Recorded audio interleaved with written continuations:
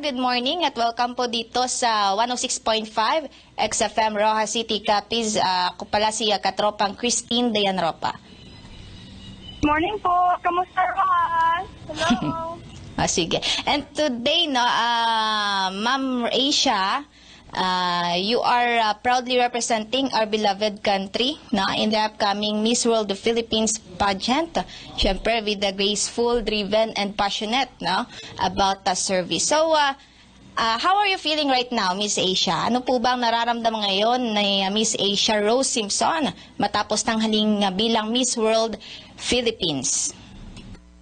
Yes po, grabe gid ang blessings ni Lord sa kabuhi ko. It is overwhelming. It's incredible. I am in awe of all that God has done for me, through me, and in my life and in my family's life. This title of Miss World Philippines, it's honestly a blessing. It's a responsibility. It's a heavy responsibility. However, it's one that I am more than willing and more than ready to tackle.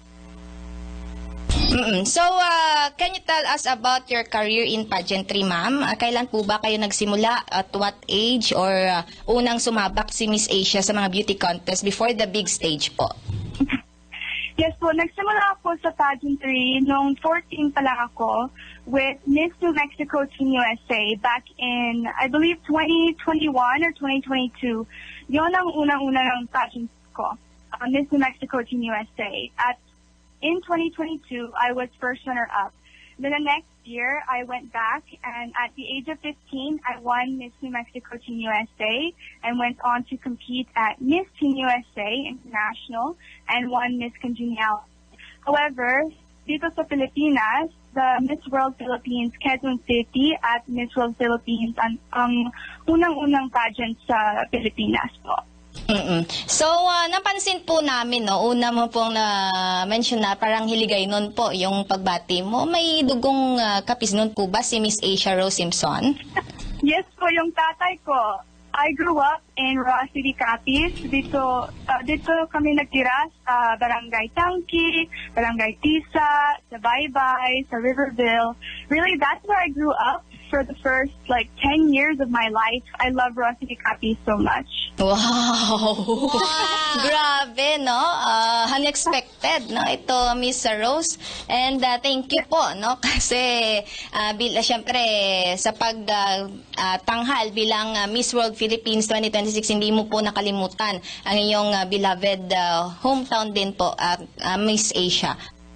Yes, po, of course. And even, I have family dito sa San Jose. That's where, really, my dad, Kapapas, is his family line. And so we have family there in San Jose as well. Yes. Did you study po here in Rojas City? Yes, I've been homeschooled my entire life. Pero the only time I was not was a private school there in Rojas City, Capiz. So, kindergarten. So, balik kita sa formal question po natin. Who is Miss Asia and was pageantry is her childhood dream po? Yes, so my name is Asia. I'm 18 years old and I am currently a senior in high school about to graduate. Other than that, I have been a dancer since I was 3 years old, so for about 15 years now. I played the sport of pickleball. And dance and sports is really what got me into my advocacy, which is SEED Initiative, which stands for Sports and Dance Initiative. It's my advocacy for Miss World Philippines, but it's also one of really my life's passions. It advocates for the physical, mental, and emotional health of today's youth. And as for pageantry, I grew up on pageantry. I mean, I'm Filipino. It's in my blood. So it was a bonding thing for me, my sisters, and my dad. We would wake up early to watch Miss Universe and different pageants. Our dad would play with us different pageant questions and quiz us. It was a bonding thing between our family, but it was really a prophecy. My dad always told me and my siblings, later on in life, you will be international queen. And look at us now. I mean, he was right. So really, it's been a part of my whole life, but it's also in my blood because I'm Filipino. Pero Miss Asia, aside po from being a contestera, ano po ba ang iba pang pinagkakaabalahan ngayon ni Miss Asia? Sure. So actually, actually, I am an ambassador for several different organizations, for the International Sports Federation, for Batang Pickleball, for the Picklebells, and then for Pickle Lab. And in the next coming weeks, we're going to be doing an event with Batang Pickleball. It will be a clinic and a workshop for the youth with pickleball. It's a training ground, really. Other than that, also dance. We've done many different dance workshops. I mean, actually, back in 2025, actually, we went to Ross City Capiz and we did an outreach with SEED, with dance and sports. We collaborated with Dayao Dance, as well as several different schools there, like Don Juan Salino Integrated School in San Jose.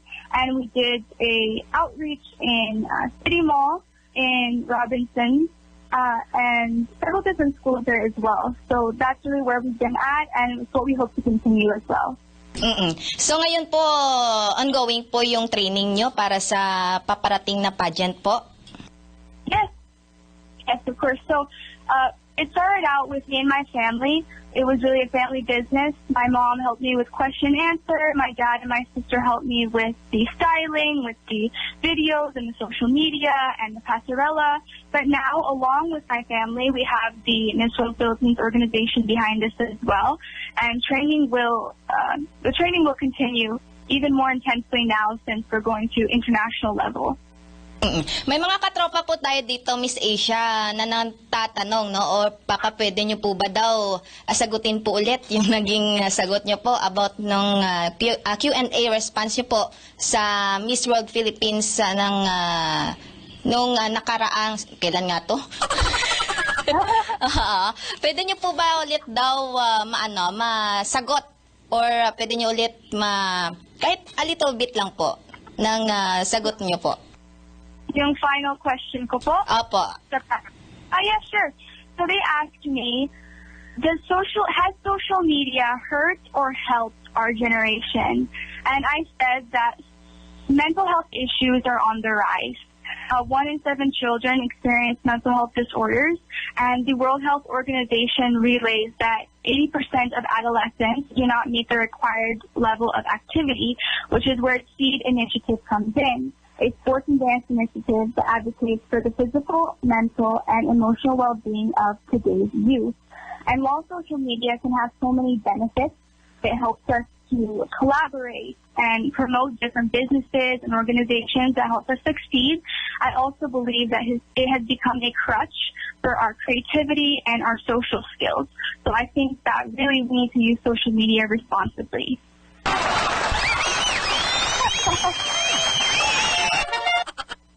Naman yun. Pangmalakasan yun, Ma'am Asia Rosa. Exciting! In the age of 18, grabe, no? Ma'am Asia, yung naabot ng sagot mo. Thank you po. After winning the crown, Miss Asia, ano po ang balak natin next? What's next for Miss Asia Rose Simpson? Well, obviously next is Miss World International. We have to get ready for that because it's really a big, or not only for me, but the Philippines. I want to represent our country to the best of my abilities. So the training will begin. It's already begun, but it will begin again very soon. We're trying to figure out the different elements of the pageant, whether that's the intro video, the talent, the Q&A, the passerella. There's a lot, but we're getting ready, and we're going to represent our country, the Philippines, to the best of our abilities. Yes, grabe yun, ah. Exciting! Nagpupumilit po talaga sila, Ma'am Asia, na mag-video call daw po. Sige, dali lang mga katropa, kay gina-establish pa ni Ma'am Asia ang iyas nga kwanman nga connection. Pero, kailan po ba gaganapin, Miss Asia, ang Miss World 2026 pageant po? Allegedly po, there have been whispers of it may be in October, but there's nothing for sure yet.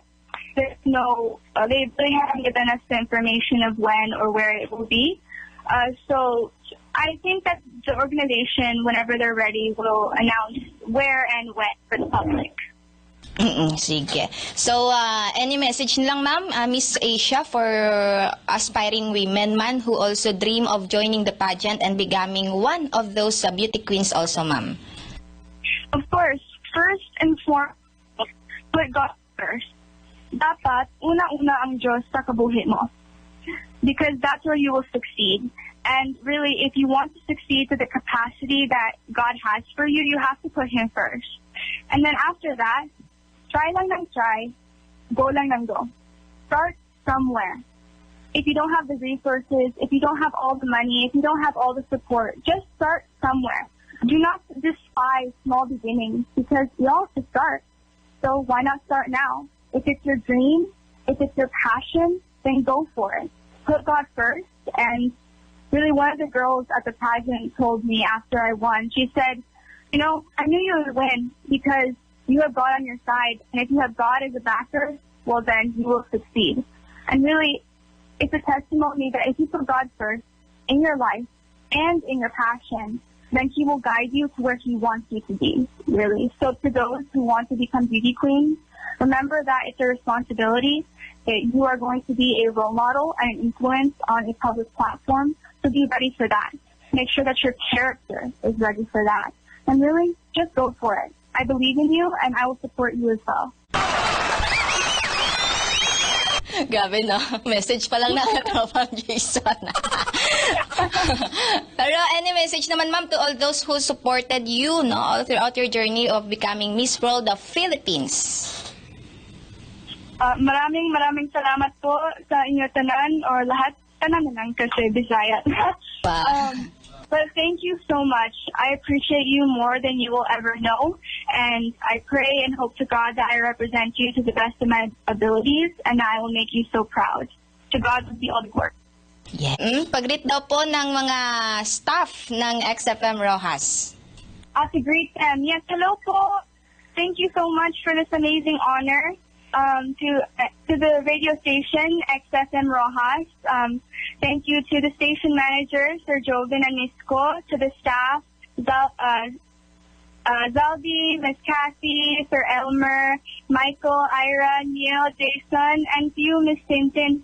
Maraming salamat po for this amazing blessing and this honor to be on your radio station. I hope that the interview was all right and that I did good. Thank you so much. I praise God for you all, and really, may He bless your radio station as well. Ay, grabing kilig to. Ay, grabe to. Pero lahat din po ng mga nakikinig po, Miss Asia, nagtatanong po kasi kung single daw po ba ang nag-iisang Miss World Philippines 2026? Once again, nagtatanong po yung mga katropa natin dito kung single po ba kayo or taken na kasi malapit na yung February 14 eh. Okay. I am single, but I'm not ready to mingle. I'm waiting for the one that God has for me. So, I mean, if you want me, then you have to call Him first.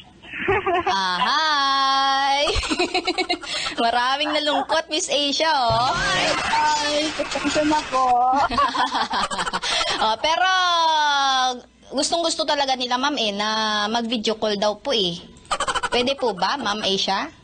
Okay, I'll try na lang po. Sige, para ma-picture-picture tayo. Opo. Alright. Sige. Did it work po, or?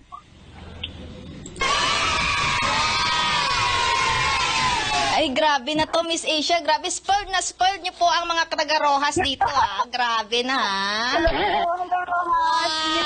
Oy. Thank you, good ma'am Asia. Isang isang greet anay inhiligay non, ma'am.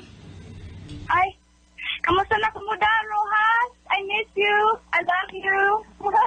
I hope to see you soon. again, Mama. Thank you, Gid. Thank you, Gid, sa imo sining paghatag man sang time, no? Sa subong tiyempo, Miss Asia. And we hope, no?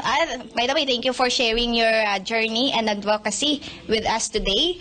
And we wish you all the best as you carry not just beauty, syempre, but the heart and spirit of our community onto the national stage. Pero saan po namin kayo pwede follow, ma'am, sa mga social media accounts mo po? Yeah. So I have Instagram and I have Facebook. Both of them are just Aishiro Simpson. But if you also like to follow Simpson Tribe, we have a Facebook page for that. Also the Miss World Philippines Facebook and Instagram page as well. Yes. So once again, ma'am, good luck, and always know that your hometown, Rojas City, is cheering you on. Once again, thank you, Miss Asia. God bless Thank po. you so much. On behalf of me and the Miss World Philippines organization, maraming salamat po. Thank you, Miss Asia. Thank you. Sentro. Uy, grabe. Grabe gyud mga katropa nato, no? Santon Gold Coffee Mix nga adunay glutathione and collagen mapalit sa mga butika nationwide. Santon Gold Coffee Mix.